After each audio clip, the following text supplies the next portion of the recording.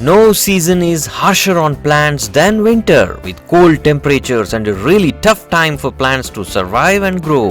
Hello friends, in today's episode we'll look into 10 lifesaver tips and tricks for gardening in winter season. Coming up.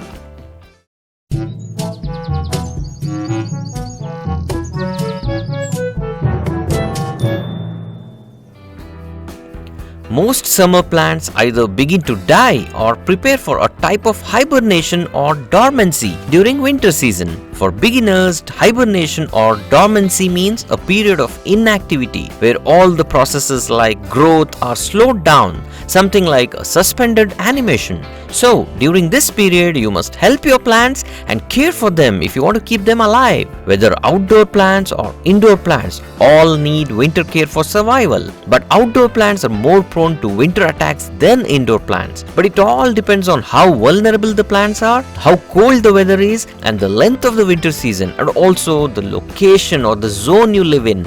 The secret to helping plants survive winter is adjusting some care routines to suit your plant's seasonal growing conditions. Let's review these 10 gardening tips or winter plant care tips one by one. On number 10, plant selection. Always choose the plants that are suited to your climate and zone. This is simplest and lowest effort choice. Learn which growing zone you live in and keep the plants that will survive in your zone. Well, on number 9, conserve plants' energy in winter. Remove any dead leaves, buds, flowers and even branches to conserve your plant's energy during the state of dormancy. As a general rule, for most plants, fertilizers are not used during winter. Even if used, the quantity should be very minimal.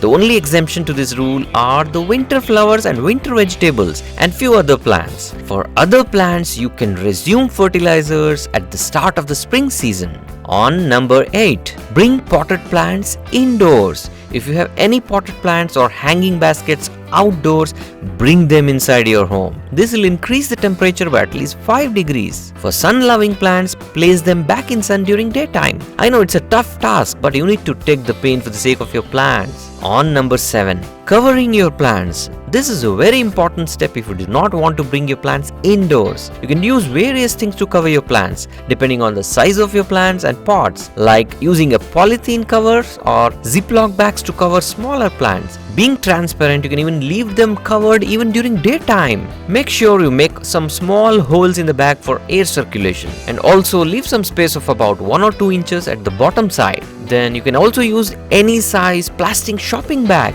and make similar holes for air circulation. Use just anything to protect your plants, even a blanket or piece of cloth to cover the plants by placing few sticks or supports for tenting. For support, you can also use a garden trellis or make your own DIY trellis using some long sticks. Take it off during the daytime for sunlight exposure. This method works best to protect plants from frost. Another hack here is use empty pots to protect your seedlings or even small plants. Just place them upside down and cover the seedlings or young plants in night time. And of course, remove the cover in the morning to expose them to sunlight. On number 6, mulching. For beginners, mulching is a process of applying some material to the top layer of the garden soil. Apply a layer of mulch like shredded leaves, twigs, straw and things like that, which act as insulators, holding in heat and moisture in the soil. It is used to protect the root systems of your plant from cold temperatures and also prevents weed growth. On number 5, you can build your own DIY polyhouses or greenhouses using some polythene sheets and sticks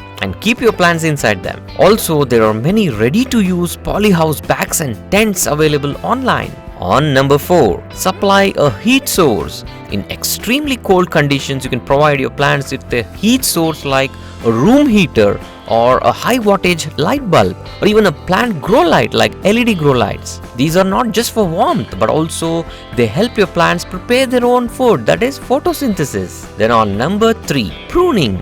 Pruning or trimming your plants, especially if your plants are under pest attack or they are diseased. Pruning can certainly save your plant, and as discussed earlier, this will also conserve the plant's energy. You can watch a detailed episode on how to prune, when to prune and the types of pruning from a link in the description below. Then on number 2, spray the plants. Especially indoor plants sprayed with a light mist at once a day are benefited. Spray and clean the leaves of any dust and help them perform photosynthesis efficiently using the minimum amount of light available. Then on number 1, watering. For indoor plants, considerably reduce the frequency of watering to prevent rot. And also plants grow at a slower rate in winter and obviously require very less moisture. If you're not sure, use the finger dip method. That is, dip your finger into the soil to about an inch and check for moisture. Water it only if it's completely dry. So there you have it, folks. Please give a thumbs up if you found this video helpful. Also comment below with your thoughts and queries. Consider subscribing if you're new to this channel. Happy gardening.